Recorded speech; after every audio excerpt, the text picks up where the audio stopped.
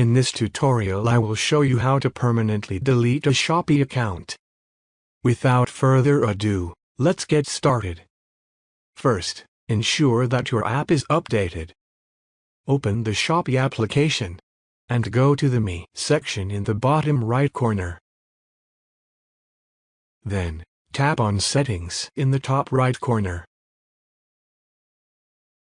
Scroll down and select Request Account Deletion. Read the important notice carefully before proceeding, then tap on Proceed. You will receive a verification code. After entering your confirmation code, choose a reason for deleting your account and enter your email address. Once you have entered your email address, your Shopee account will be deleted.